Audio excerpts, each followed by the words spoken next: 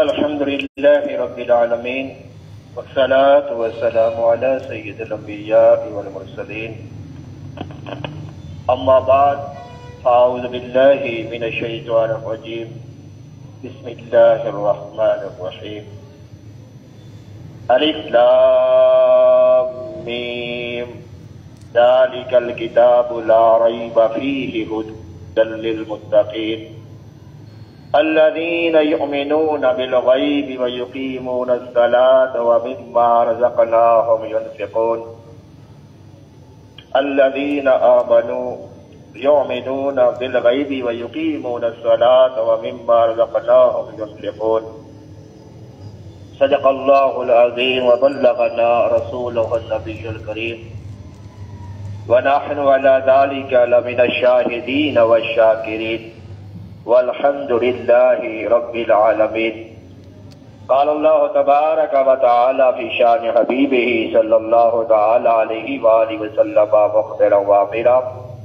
إن الله وملائكته يصلون على النبي يا أيها الذين آمنوا صلوا عليه وسلموا تسليما درود پاک بآواز بلند الصلاۃ والسلام علیک یا سیدی یا رسول اللہ وعلی آلک وصحبک یا حبیب اللہ الصلاۃ والسلام علیک یا سیدی یا رسول اللہ وعلی آلک وصحبک یا نور اللہ الصلاة والسلام عليك يا رحمة للعالمين وعلى آلك وصحابك يا خاتم النبيين حضور نبی کریم رف الرحیم صلی اللہ تعالی علیہ وآلہ وسلم کی بارگاہ میں درود و سلام عرض کرنے کے بے شمار فضائل احادیث اور روایات میں ملتے ہیں۔ حضور اکرم نور مجسم صلی اللہ تعالی علیہ وآلہ وسلم نے ارشاد فرمایا، جو بندہ مجھ پر 1000 مرتبہ دن بھر میں درود و سلام پڑھ لیتا ہے اس وقت تک مرے گا نہیں جب تک جنت میں اپنا ٹھکانہ نہ دیکھ لے۔ اللہ تبارک و تعالی ہمیں کثرت کے ساتھ درود و سلام پڑھنے کی توفیق عطا فرمائے۔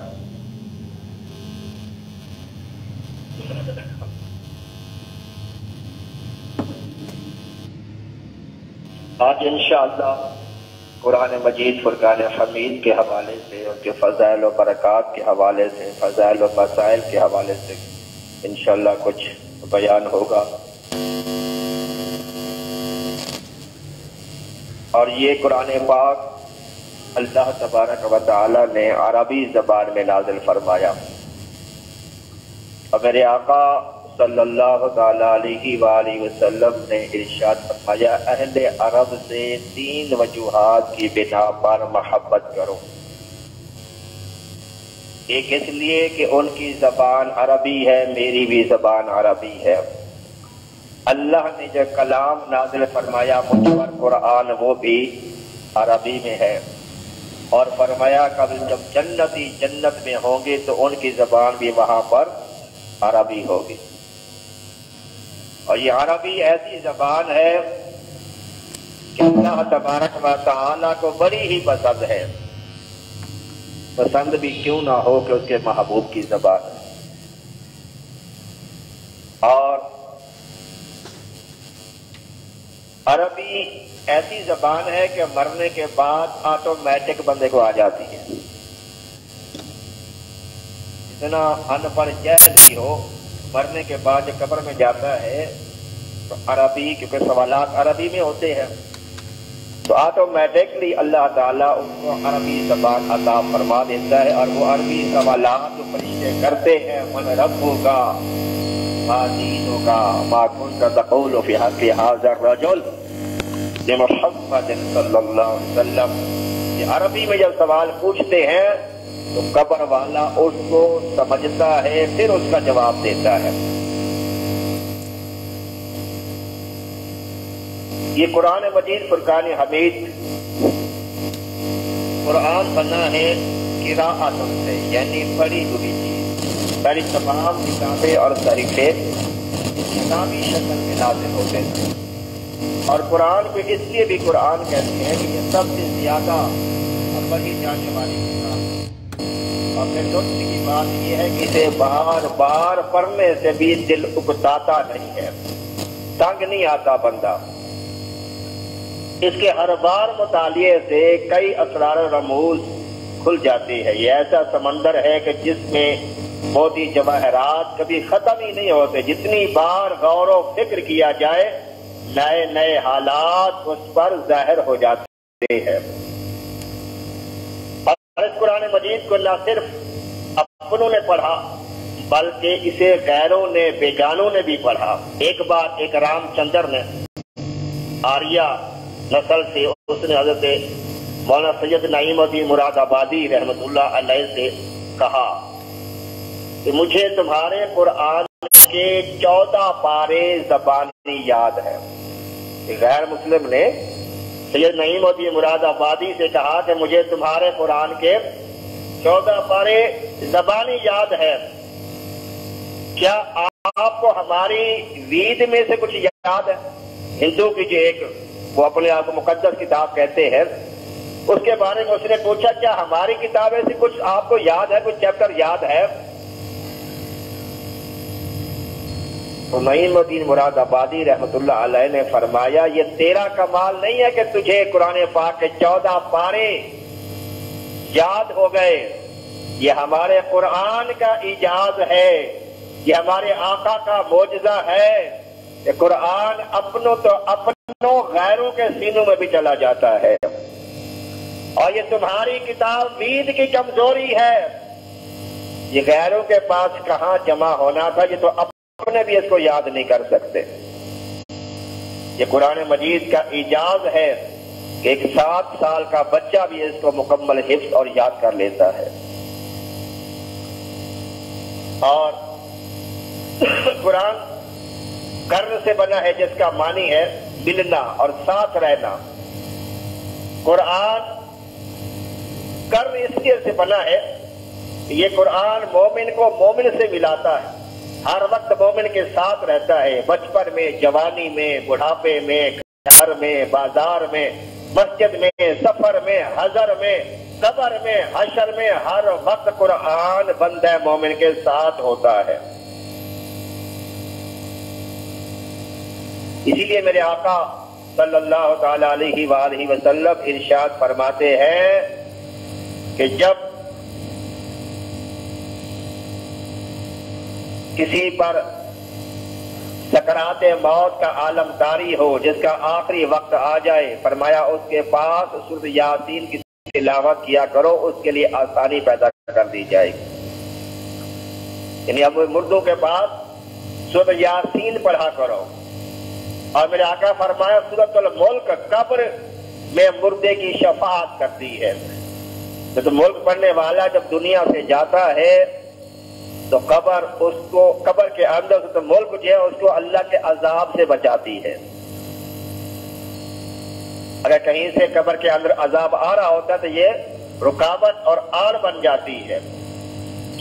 اور قرآن بارش کی مانند ہے، جس طرح بارش زمین میں چھپے ہوئے بیج کو زہر کر دیتی ہے، اسی طرح قرآن بھی بندے کے باطن میں چھپے ایمان اور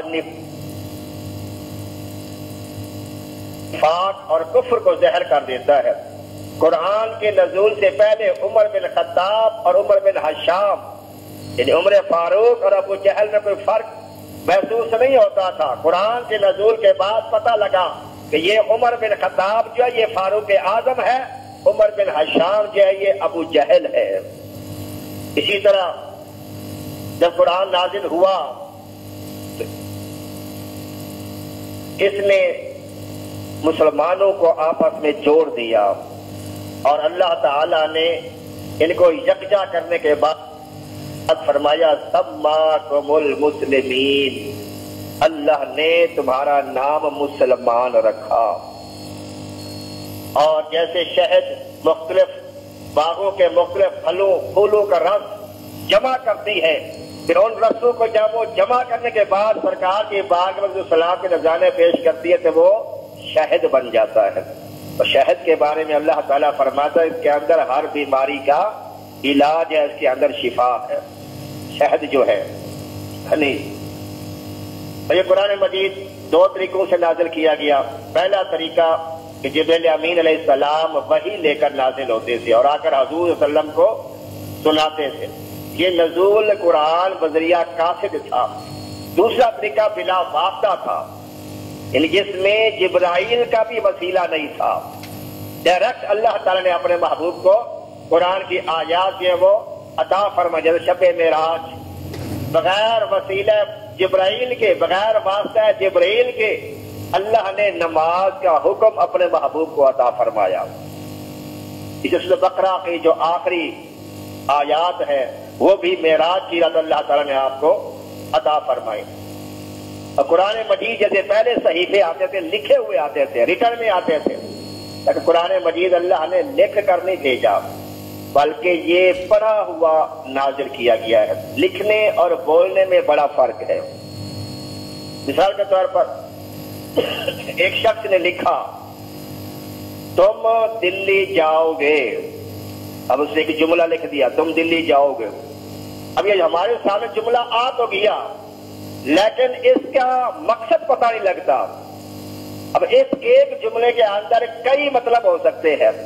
مثال کے طور پر اگر اس طرح کہا جائے گا تم دلی جاؤ گے، انہیں سوالی انداز ہے، سوال کیا جا رہا ہے کہ تم دلی جاؤ گے کہ نہیں جاؤ گے۔ اسی طرح تعجب کے لہجے پڑھا جا سکتا ہے تم دلی جاؤ گے، تو دلی جائے گا۔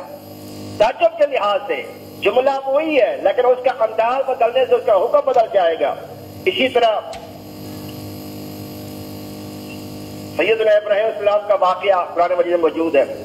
جب مشرکین نے کہا جو سورج کی پوجا کرنے والے تھے، چاند کی پوجا کرنے والے، ستاروں کی پوجا کرنے والے، انہوں نے ابراہیم علیہ السلام کا فطرہ بلایا کہ یہ ہمارا خدا ہے، اس کی عبادت کرو۔ تو سیدنا ابراہیم علیہ السلام نے کہا ہذا ربی، اگر اس کو عام حال سے پڑھے کہ ہذا ربی کے ابراہیم علیہ السلام نے کہا یہ میرا رب ہے تو یہ تو شرک ہو جائے گا۔ اللہ کا نبی جو ہوتا ہے وہ شرک مٹانے کے لیے آتا ہے، شرک کرنے کے لیے نہیں آتا۔ ابراہیم علیہ السلام نے جو کہا نا ہذا ربی، آپ نے تعجب کے لیے کہا ہذا ربی، اس کو میرا رب ٹھہراتے ہو، اس کو میرا رب کہتے ہو، یہ تو ڈوبنے والا ہے، یہ تو غروب ہو جانے والا ہے، جو غروب ہو جاتا ہے وہ رب نہیں ہو سکتا۔ تو لکھنے میں اور بولنے میں بڑا فرق ہے۔ اللہ تعالیٰ نے قرآن جو نازل فرمایا وہ لکھا ہوا نہیں بھیجا، جیسے پہلے صحیفے اور کتابیں آتی تھی لکھی ہوئی، اللہ نے قرآن بولا ہوا پڑھا ہوا نازل فرمایا۔ اور باقی کتابوں کے بارے میں اللہ نے حفاظت کا ذمہ نہیں لیا، لیکن قرآن کے بارے میں فرمایا نحن نزلنا الذکر وانا لہ لحافظون، بے شک ہم ہی قرآن کو نازل کرنے والے ہیں اور ہم ہی اس کی حفاظت کریں گے۔ پہلی کتابوں کے اندر قوموں نے تبدیلی کر دی، تحریف کر دی، اس کے احکامات کو بدل دیا، مسائل کو بدل دیا، آیات کو بدل دیا، حکموں کو بدل دیا، لیکن قرآن مجید کی حفاظت کا ذمہ اللہ نے لیا۔ فرمایا اس کے اندر کوئی بھی ذرہ برابر بھی رد و بدل نہیں کر سکتا۔ جیسا اللہ نے اپنے محبوب قرآن عطا فرمایا ویسا اب ہر ہمارے پاس موجود ہے، اس کے اندر کوئی بھی کمی بیشی نہیں کر سکتا، ایک حرف کی بھی کمی بیشی نہیں کر سکتا۔ یہ قرآن پاک ہمارے پاس جیسا نازل ہوا تھا، میرے محبوب جس طرح سے ترتیب بتائی تھی ویسے ہمارے پاس موجود ہے اور یہ موجود ہی رہے گا۔ ہاں اس کے مسائل کے اندر لوگوں نے تحریف کی، مفہوم بدلے ہیں، اس کے اندر قرآن پاک کے حرف نہیں بدل سکے، آیت نہیں بدل سکتے، اللہ نے حفاظت کا ذمہ لیا لیکن اس کا مفہوم بدل دیا ہے۔ یعنی جو اللہ کا منشا تھا قرآن کی آیت نازل کرنے کا، جو مقصد تھا، لوگوں نے اس کو غلط طرف موڑ دیا، اس کے مفہوم کو بدل دیا، اور اسی لیے اللہ تعالی نے فرمایا کہ یہ قرآن ہے۔ اللہ فرماتا ہے کہ یضل بہ کثیرا ویہدی بہ کثیرا، کہ اسی قرآن کی وجہ سے بہت سے لوگ ہدایت یافتہ ہو جاتے ہیں اور اسی قرآن کی وجہ سے بہت سے لوگ گمراہ ہو جاتے ہیں۔ ہدایت یافتہ کیا؟ کہ اس کو پڑھیں گے اس کو ہدایت ملے گی. جیسے قرآن پاک فرماتے ہیں الف لام میم ذالک الکتاب لا ریب فیہ ھدی للمتقین، کہ متقیوں کے لیے کیا ہے؟ ہدایت ہے، یعنی اللہ سے ڈرنے والا. ایک اور مقام فرماتا ہے شہر رمضان الذی انزل فیہ القرآن ھدی للناس. اللہ فرماتا ہے رمضان کا مہینہ جس میں اللہ نے قرآن کو نازل فرمایا ھدی للناس، یہ لوگوں کے لیے ہدایت ہے. یہاں لوگ فرمایا کہ لوگوں کے لیے ہدایت ہے، اور شروع میں کیا فرمایا ھدی للمتقین، کہ یہ متقیوں کے لیے ہدایت ہے. علماء فرماتے ہیں اس کا مطلب یہ ہے کہ انسان ہوتا ہی وہی ہے جو متقی ہے. متقی کون ہوتا ہے؟ جو اللہ تعالیٰ سے ڈرتا ہے. اللہ سے ڈرنے والا، اللہ کا خوف رکھنے والا ہی انسان کہلانے کے قابل ہوتا ہے. اسی لیے کوئی غلط کام کر رہا ہو ہم کیا کہتے ہیں اس کو؟ انسان بن انسان، انسان والے کام کر. انسان کہلانے کے وہی مستحق ہیں کہ جو اللہ کا خوف اپنے دل کے اندر رکھتے ہیں. اور قرآن مجید اس کے بارے میں اللہ فرماتا ہے وَنَزَّلْنَا عَلَيْكَ الْكِتَابَ تِبْيَانًا لِكُلِّ شَيْءٍ. اے محبوب صلی اللہ تعالی علیہ وسلم، ہم نے تم پر ایسی کتاب نازل کی ہے جس میں ہر چیز کا روشن بیان ہے. ایک اور مقام اللہ فرماتا ہے وَلَا رَطَبٍ وَلَا يَابِسٍ إِلَّا فِي كِتَابٍ مُبِينٍ. کوئی خشک چیز، کوئی تر چیز ایسی نہیں جو اللہ نے قرآن میں بیان نہ فرمائی ہو. یعنی ہر چیز کا جو ہو چکا، جو ہو رہا ہے، جو ہوگا، سب چیزوں کا بیان اللہ نے قرآن میں بیان فرما دیا ہے.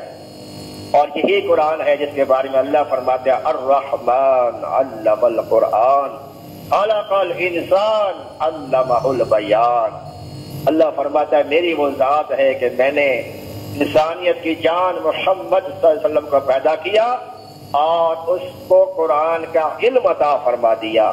تو جب قرآن کے اندر ہر چیز کا بیان ہے اور وہی قرآن اللہ اپنے محبوب کو سکھا رہا ہے تو ماننا پڑے گا اللہ تعالیٰ نے اپنے محبوب کو سارا علم بھی عطا فرما دیا. اس لیے امام بصیری رحمت اللہ علیہ کہا کرتے ہیں قصیدہ برد شریف کے اندر فَإِنَّ مِن جُودِكَ الدُّنْيَا وَذَرَّتَهَا وَمِنْ عُلُومِكَ عِلْمَ اللَّوْحِ وَالْقَلَمِ. لوح محفوظ میں ہر چیز لکھی ہوئی ہے. امام بصیری رحمۃ اللہ فرماتا ہے فَإِنَّ مِن جُودِكَ الدُّنْيَا وَذَرَّتَهَا. یا رسول اللہ آپ کا جود و سخا اتنا عظیم ہے کہ آپ کا جود و سخا جو لوح محفوظ سے بھی بڑھ کر ہے. فَإِنَّ مِن جُودِكَ الدُّنْيَا وَذَرَّتَهَا وَمِنْ عُلُومِكَ عِلْمَ اللَّوْحِ وَالْقَلَمِ. جو قلم کا علم ہے، جو لوح محفوظ کا علم ہے، وہ تو آپ کے علم کے سامنے قطرہ ہے. فَكُلُّهُمْ مِن رَسُولِ اللَّهِ مُلْتَمِسٌ غَرْفًا مِنَ الْبَحْرِ أَوْ رَشْفًا مِنَ الدِّيَمِ. یا رسول اللہ صلی اللہ علیہ وسلم، ہر نبی ہر رسول آپ سے التماس کرتا ہے یا رسول اللہ اپنے علم کے سمندر میں سے چند قطرات ہمیں بھی عطا فرما دے. فَكُلُّهُمْ مِن رَسُولِ اللَّهِ مُلْتَمِسٌ غَرْفًا مِنَ الْبَحْرِ أَوْ رَشْفًا مِنَ الدِّيَمِ. تو قرآن مجید کے 30 پارے ہیں، 114 اس کی صورتیں ہیں، 7 اس کی منزلیں ہیں اور 540 رکوع ہے. قرآن مجید میں جہاں عین کا نشان سائڈ پہ لگا ہوتا ہے اس کو رکوع کہتے ہیں. اور یہ زیر زبریں پیشیں یہ حضور نبی کریم صلی اللہ علیہ وسلم کے زمانے میں بھی نہیں تھی، صحابہ کے زمانے میں یہ نہیں تھی. یہ زیر زبر پیش جو ہیں، یہ اعراب جو ہیں، یہ حجاج بن یوسف نے لگائے تھے، جو ظالم بادشاہ تھا. اس نے یہ قرآن کے اندر زیر زبر پیش جو ہے وہ لگوائے تھے تاکہ پڑھنے میں لوگوں کو آسانی ہو، کیونکہ عرب کے اندر نازل ہوا تھا، وہ عربی لوگ جانتے تھے زبان کو، لہٰذا ان کو ان زیر زبروں کی ضرورت نہیں تھی، لیکن اجمیوں کے اس کی ضرورت تھی، لہٰذا اس نے اس کے زیر زبر پیش لگوایا تاکہ پڑھنے میں اس میں آسانی ہو. جس کے 540 رکوع ہیں. سیدنا عثمان غنی رضی اللہ تعالی عنہ جس آیت پر رکوع کرتے تھے تراویح کے اندر، وہاں پر رکوع کا نشان عین ڈال دیا گیا. جب آپ قرآن کھولتے ہیں تو عین کا نشان ڈالا ہوتا ہے. اب اس عین کے اوپر بھی ہندسے لکھے ہوتے ہیں، عین کے اوپر بھی ہوتا ہے، عین کے اندر بھی ہوتا ہے ہندسہ، اور عین کے نیچے بھی ہوتا ہے. یہ شاید کسی نے آپ کو بتایا ہو. یہ ہوتے کیوں ہیں؟ جو عین کے اوپر ہوتا ہے وہ ہوتا ہے سورت کا رکوع، اس سورت کے اتنے رکوع ہو گئے ہیں۔ جو عین کے نیچے ہندسہ لکھا ہوتا ہے، گنتی لکھی ہوتی ہے 1 2 3 4 5 6 7 8، اس کا مطلب ہوتا ہے اس سپارے کے اتنے رکوع ہو گئے ہیں۔ اور جو عین کے اندر ہندسہ لکھا ہوتا ہے، اس کا مطلب ہوتا ہے کہ اس رکوع سے لے کے پچھلے رکوع تک اتنی آیات ہیں۔ اگر عین کے اندر 10 لکھا ہوا، اس کا مطلب ہے اس رکوع سے لے کر پچھلے رکوع تک 10 آیات پڑھی گئی ہیں۔ تو جہاں پر سیدنا عثمان غنی رضی اللہ تعالیٰ عنہ رکوع کرتے تھے وہاں پر عین کا نشان ڈال دیا۔ تو قرآن کے رکوع کتنے ہیں؟ 540۔ اور سیدنا عثمان غنی رضی اللہ تعالیٰ عنہ 27ویں شب کو قرآن پاک ختم کرتے تھے۔ 27ویں شب کو قرآن شریف ختم کرتے تھے۔ اس کا مطلب ہے کہ آپ روزانہ 20 رکعت تراویح پڑھتے ہیں۔ 27 کو 20 سے ضرب میں کتنے بنتا ہے؟ 540 بنتا ہے۔ تو اب 27 کو ختم کرتے قرآن مکمل ہو جاتا، جس سے یہ ثابت ہوا کہ سیدنا عثمان غنی رضی اللہ تعالیٰ عنہ بھی 20 رکعت تراویح پڑھا کرتے تھے۔ جو 8 تراویح لوگ پڑھتے ہیں یہ غلط کرتے ہیں۔ صحابہ کرام کا طریقہ 20 تراویح ہی ہے، صحابہ کرام 20 تراویح ہی پڑھتے تھے، میرے آقا نے بھی 20 تراویح ہی پڑھی ہے۔ اور یہ جو روایت پیش کی جاتی ہے سیدہ عائشہ صدیقہ رضی اللہ تعالیٰ عنہا سے، سیدہ عائشہ صدیقہ رضی اللہ تعالیٰ عنہ فرماتے کہ حضور نبی کریم رات کو 11 رکعت پڑھا کرتے تھے۔ اس حدیث کو سامنے رکھ کے یہ جو 8 رکعت تراویح والے ہیں وہ کہتے ہیں دیکھو جی اس حدیث سے ثابت ہو گیا کہ تراویح کی رکعتیں 8 ہیں اور 3 وتر ہیں۔ سید عائشہ صدیقہ رضی اللہ عنہ فرما رہی ہے کہ سرکار 11 رکعتیں پڑھتے یعنی 8 تراویح کی اور 3 وتر کے۔ حالانکہ حدیث کے آخری الفاظ یہ ہیں کہ میرے آقا صلی اللہ علیہ وسلم رمضان و غیر رمضان، رمضان اور رمضان کے علاوہ بھی میرے آقا 11 رکعت پڑھتے تھے۔ اب مجھے بتائیں تراویح رمضان میں ہوتی ہے، رمضان کسی اور مہینے میں ہوتی ہے؟ کس میں ہوتی ہے جی؟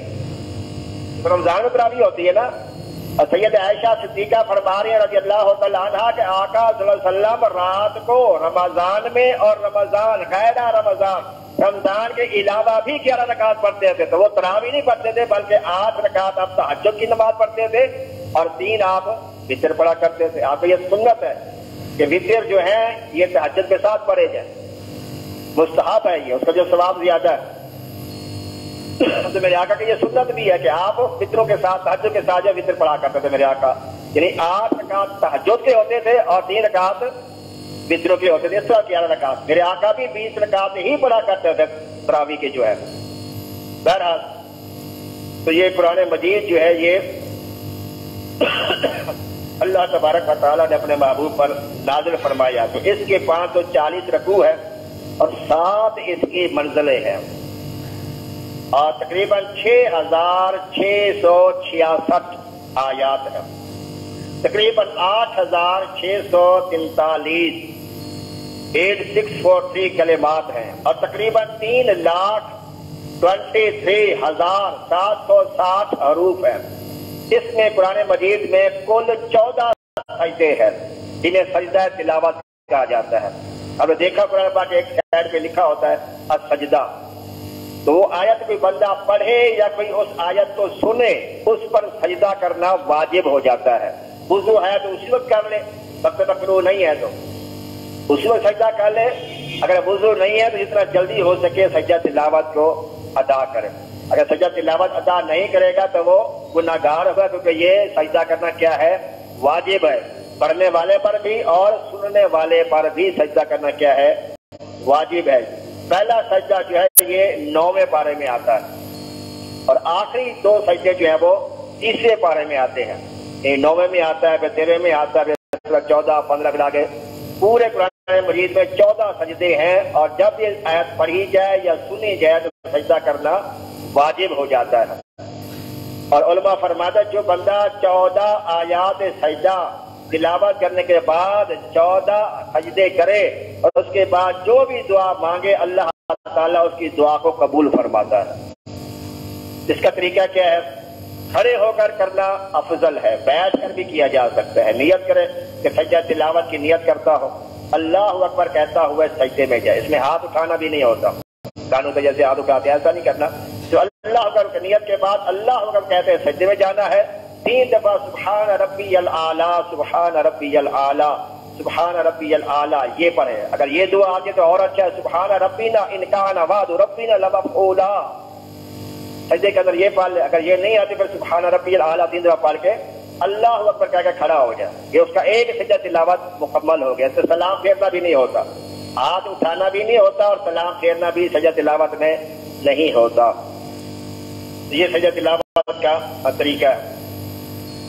حضور نبی کریم صلی اللہ علیہ وسلم کے دور میں 11 صحابہ کرام قرآن مجید کے حافظ تھے، اور 4 صحابیات یعنی خواتین بھی قرآن پاک کی حافظہ تھیں، جن میں سیدہ عائشہ صدیقہ رضی اللہ تعالی عنہا، سیدہ حفصہ رضی اللہ تعالی عنہا، سیدہ ام سلمہ رضی اللہ تعالی عنہا، اور ام ورقہ بن نوفل رضی اللہ تعالی عنہا۔ یہ 4 عورتیں جو تھی وہ سرکار کے حیات میں حافظہ قرآن تھی۔ قرآن مجید میں سب سے زیادہ سیدنا موسیٰ علیہ السلام کا ذکر آیا ہے، اور قرآن مجید میں ایک صحابی کا نام ہے جس کا نام ہے حضرت زید رضی اللہ تعالیٰ عنہ۔ کسی صحابی کا نام نہیں ہے، لیکن حضرت زید کا نام اللہ نے قرآن مجید میں بیان فرمایا ہے۔ سیدنا موسیٰ علیہ نبی علیہ السلام کا 135 مرتبہ ذکر آیا ہے، اور سیدنا ابراہیم علیہ السلام کا ذکر جو ہے وہ 99 مرتبہ آیا ہے، اور حضور نبی کریم صلی اللہ علیہ وسلم کا نام اقدس محمد صلی اللہ علیہ وسلم، آپ کا یہ اسم گرامی پورے قرآن مجید میں 4 مقامات پر آیا ہے۔ یعنی ایک مقام پر ہے محمد الرسول اللہ فتح کے اندر، اس سے دوسرا ہے ما کان محمد ابا احد من رجالکم ولکن رسول اللہ وخاتم النبیین، تیسرا مقام ما محمد الا رسول قد خلت من قبلہ الرسل، اور چوتھا مقام ہے نزل علی محمد کے اندر۔ یہ 4 مقامات پر میرے آقا صلی اللہ علیہ وسلم کا نام اقدس محمد جو ہے وہ استعمال ہوا ہے، اور ایک نام احمد صلی اللہ علیہ وسلم کا نام جو ہے وہ بھی قرآن مجید میں موجود ہے۔ باقی جہاں بھی ہے میرے آقا صلی اللہ علیہ وسلم کی صفات کو اللہ نے بیان فرمایا ہے، کہیں نام لے کر اللہ تعالیٰ نے محبوب کو نہیں بلایا، جیسے یا موسیٰ کہا، یا عیسیٰ کہا، یا داؤد کہا، یا نوح کہا، یا آدم کہا، یا عیسیٰ کہا۔ اللہ نے پہلے نبیوں کو نام لے کر بلایا ہے، پکارا ہے، لیکن اپنے محبوب کو کہیں بھی یا محمد کا قرآن میں نہیں پکارا۔ جب بھی پکارا تو کہا یا ایھا النبی، یا ایھا الرسول، یا ایھا المدثر، یا ایھا المزمل، طٰہٰ، یاسین۔ اس طرح اللہ نے اپنے محبوب کو پیارے پیارے القابات سے پکارا ہے۔ ہمیں بھی حکم دیا کہ میرے محبوب کو ایسے نہ بلایا کرو جیسے تم ایک دوسرے کو بلاتے ہو۔ اس لیے علماء فرماتے ہیں کہ یا اللہ کے ساتھ یا محمد نہ کہا کرو، بلکہ یا اللہ کے ساتھ یا رسول اللہ کہا کرو۔ جب اللہ نے یا محمد کہہ کے نہیں پکارا تو میں اور آپ کیا ہے یا محمد کہہ کر۔ ہاں ندا کے لیے جیسے سیدنا صدیق اکبر رضی اللہ تعالیٰ کے زمانے میں جب لشکر اسلامی گیا اور جہاد کے لیے مسلمہ کذاب کے مقابلے کے لیے جس نے جھوٹا دعویٰ کیا تھا نبوت کا، تو اب وہ بھی اپنے آپ کو نبی کہلاتا تھا، اور اس کے ماننے والے اس کو نبی مانتے تھے، وہ بھی کلمہ اللہ اکبر، تکبیر اللہ اکبر، نعرہ تکبیر اللہ اکبر، ادھر صحابہ بھی نعرہ اللہ اکبر۔ تو صحابہ جو لشکر تھا اسامہ رضی اللہ تعالیٰ عنہ، انہوں نے چٹھی لکھی سیدنا صدیق اکبر رضی اللہ تعالیٰ عنہ کو کہ حضور معاملہ سمجھ نہیں آ رہا، وہ بھی اللہ اکبر کا نعرہ لگاتے ہیں، ہم بھی اللہ اکبر کا نعرہ لگاتے ہیں، اب پتہ کیسے چلے گا کہ کون مسلمہ کذاب کا ساتھی ہے، کون اپنا ساتھی ہے، کس کو مارے کس کو چھوڑے؟ نعرہ مشترکہ ہو گیا، کیا کریں؟ فرمایا تم یا رسول اللہ کا نعرہ لگاؤ، پتہ لگ گیا کون رسول اللہ کا ماننے والا ہے، کون مسلمہ کذاب کا ماننے والا ہے۔ ینادون یا محمد، ان کا یہ نعرہ تھا مسلمہ کذاب کے خلاف، یعنی یا رسول اللہ، صحابہ نے وہاں پر نعرہ لگایا، تو یا اللہ کے ساتھ یا رسول اللہ کہنا چاہیے۔ حضور نبی کریم صلی اللہ تعالیٰ علیہ وآلہ وسلم نے قرآن مجید کی بے شمار فضائل و برکات کو بیان فرمایا۔ ویسے تو سارا قرآن عظمت والا ہے، برکت والا ہے، افضل ہے، اعلیٰ ہے، مگر اس کی کچھ صورتیں ایسی ہیں کہ جو کہ میرے آقا نے خصوصی طور پر بیان فرمایا، اس کی فضیلت کو، اس کی عظمت کو میرے آقا نے بیان فرمایا ہے، اس کے خصوصی فوائد ہوتے ہیں، تاثیریں ہوتی ہیں اس کی۔ جن آیات میں اللہ تعالیٰ کی حمد و ثنا کا بیان ہے وہ ذکر بھی افضل، ذاکر بھی اعلیٰ اور مذکور بھی اعظم ہے، مگر جن آیات میں کفار و مشرکین اور منافقین اور شیاطین کا بیان ہے وہاں ذکر تو اعلیٰ ہے، ذاکر بھی افضل ہے، مگر مذکور جو ہے وہ بدترین مخلوق ہے۔ مثال کے طور پر کل شریف کو 3 مرتبہ پڑھیں کتنا ثواب ہوگا، اور تبت یدا ابی لہب کو 1000 دفعہ پڑھیں ملے گا قرآن کا ثواب، ہے تو قرآن ہی۔ لیکن چونکہ میرے آقا نے کل شریف کی فضیلت کو بیان فرمایا ہے، اس کی فضیلت کو بیان نہیں فرمایا، لہذا جو 3 دفعہ کل شریف پڑھے اس کو پورے قرآن پاک کا ثواب ملے گا، کیونکہ 1000 مرتبہ تبت یدا ابی لہب پڑھے تو اس کو قرآن کا ثواب پورا نہیں ملے گا، جتنا وہ پڑھے گا اتنے حروف کے بدلے میرے آقا فرماتے ہیں ہر حرف کے بدلے اللہ تعالیٰ ایک نیکی عطا فرماتا ہے۔ یوں جی، ہر حرف کے بدلے 10 نیکیاں ملتی ہیں۔ میں نے کہا چپ کرنے وقت بیٹھا کر معلومات ہوتی، بات توجہ نہیں ہوتی۔ ہر حرف کے بدلے کتنی نیکیاں ملتی ہیں؟ 10 نیکیاں ملتی ہیں۔ میرے آقا فرماتے ہیں الف لام میم، میں نہیں کہتا کہ یہ ایک لفظ ہے، میرے آقا فرماتے ہیں کہ یہ 3 حروف ہیں، الف علیحدہ ہے، لام علیحدہ ہے، میم علیحدہ ہے، یعنی الف لام میم کہے گا تو اسے کتنی نیکیاں ملیں گی؟ 30 نیکیاں ملیں گی۔ مفسرین مزید اس کی ڈیٹیل بتاتے ہیں، تفصیل بتاتے ہیں کہ نہیں 30 بھی نہیں ملیں گی، اس کو 90 نیکیاں ملیں گی۔ وہ کیسے؟ وہ کہتے ہیں جب کہے گا نا الف، جب الف کہے گا تو الف میں الف لام فے آتا ہے، جب الف ہم زبان سے نکالیں گے تو 3 حرف نکلتے ہیں، الف لام فے، الف، پھر لام، جب لام کہیں گے تو لام بھی آئے گی، اس کے الف بھی آئے گی، پھر میم بھی آئے گی، لام۔ اسی طرح جب میم کہیں گے تو میم، یہ میم آئے گا، یعنی الف کے بھی 3 حرف بن جائیں گے، لام کے بھی 3 حرف بن جائیں گے، میم کے بھی 3 حرف بن جائیں گے، لہذا 30 90، لہذا اللہ تعالیٰ اس کو 90 نیکی عطا فرمائے گا۔ بلکہ میں نے مولا علی مشکل کشا رضی اللہ تعالیٰ عنہ کا یہ فرمان پڑھا کہ جو بندہ نماز کی حالت میں، قیام کی حالت میں قرآن پاک کا ایک حرف پڑھتا ہے، اللہ تعالیٰ اسے ہر حرف کے بدل میں 100 نیکی عطا فرماتا ہے، اور جو بیٹھ کر نماز پڑھتا ہے، نفل پڑھتا ہے، اللہ تعالیٰ اس کو ہر حرف کے بدل میں 50 نیکی عطا فرماتا ہے، اور جو بندہ نماز کے علاوہ بغیر وضو کے ساتھ، نماز کے علاوہ وضو کے ساتھ نماز پڑھتا ہے، ہر حرف کے بدلے اس کو 25 نیکیاں ملتی ہے، اور جو بغیر وضو کے نماز کے علاوہ نماز پڑھتا ہے اللہ تعالیٰ اس کو ہر حرف کے بدلے 10 نیکیاں عطا فرماتا ہے۔ تو قرآن پاک کی بے شمار فضیلت اور عظمت میرے آقا صلی اللہ تعالیٰ علیہ وسلم نے بیان فرمائی۔ میرے آقا فرماتے ہیں خیرکم من تعلم القرآن وعلمہ، فرمایا تم میں سے بہترین ہے وہ شخص کہ جو قرآن سیکھے اور دوسروں کو سکھائے۔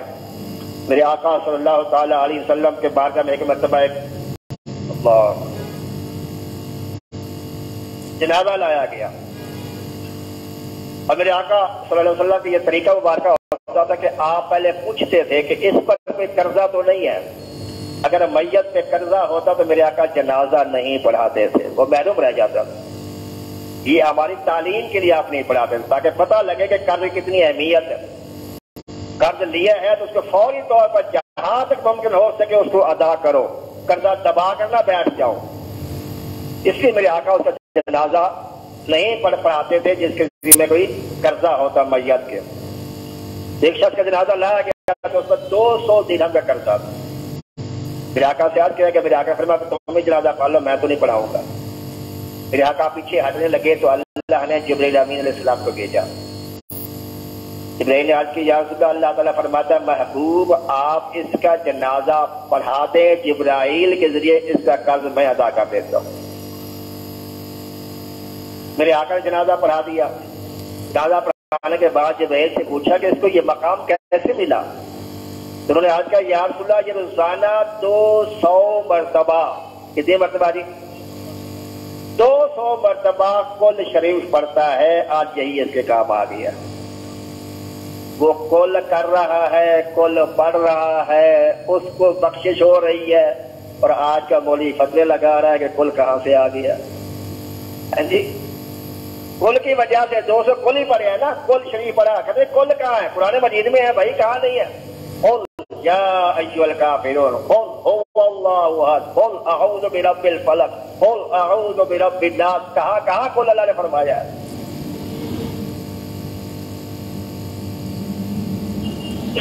بہرحال تو قرآن پاک کی بے شمار فضیلتیں ہیں، عظمتیں، مختلف صورتیں ہیں، آیات ہیں جس کی میرے آقا نے فضیلت کو بیان فرمایا۔ آیت الکرسی کی میرے آقا نے فضیلت بیان فرمائی ہے۔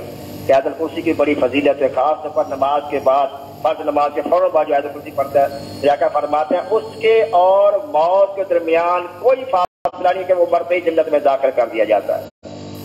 تو نماز کے بعد آیت الکرسی پڑھتا، کوشش کر کے اس کو یاد کر لیا کریں، بے شمار اس کا ثواب بھی بہت زیادہ ہے آیت الکرسی کا۔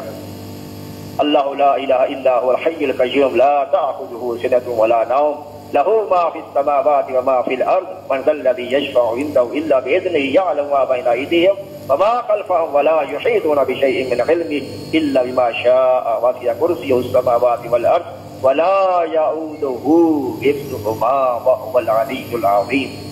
کوشش کریں اس کو آیت الکرسی کو یاد کریں۔ اللہ تبارک و تعالی ہمیں قرآن پاک کو سمجھ پر اس پر عمل کرنے کی توفیق عطا فرمائے۔